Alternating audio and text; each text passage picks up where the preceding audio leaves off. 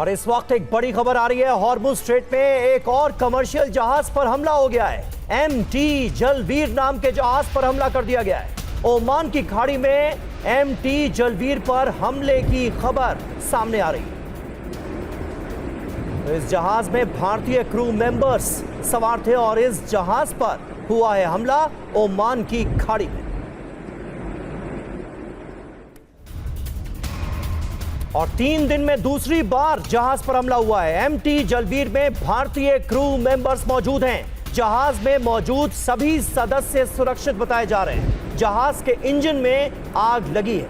ये तस्वीरें आप देखिए, एमटी जलवीर की तस्वीरें आपको दिखा रहे हैं।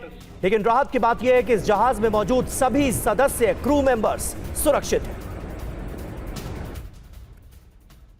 Regarding your vessel, so they want to know the current status. Sir, please share the coordinates. जल्दी आप मैसेज दीजिए, मैं बंदे को भेजता हूँ आगे सिनाज पोर्ट कंट्रोल को। In one bay, that in both. Coordinates, my son. Coordinates. Okay. Sinas Port Control, this is a message from Jalveer that all crew are safe. They are in forecastle and they have a huge fire in the engine room.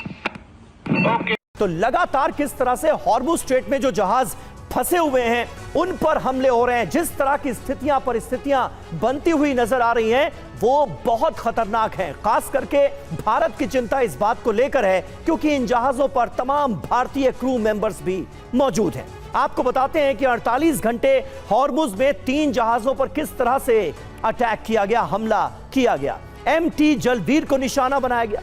Oman की खाड़ी में इस जहाज पर हमला होता है। जहाज के इंजन रूम में इस हमले में आग लग गई। जहाज के क्रू का एक ऑडियो सामने आया है। क्रू मेंबर्स पूरी तरह से सुरक्षित हैं, यह राहत की बात रही। हमला कहां से हुआ इसकी जांच जारी है। इससे पहले 8 जून को एमटी मैरीवेक्स नाम के जहाज पर भी हमला किया गया था। तो ईरान ने फिर अरब में मौजूद अमेरिकी ठिकानों को निशाना बनाया है। ईरान के हमलों का पैटर्न इस बार जरूर थोड़ा अलग था। ईरान से कुवैत, बहरीन और जॉर्डन में मौजूद अमेरिकी सैन्य ठिकानों को निशाना बनाया गया, जबकि ओमान, यूएई और कतर में एक भी हमला नहीं किया गया।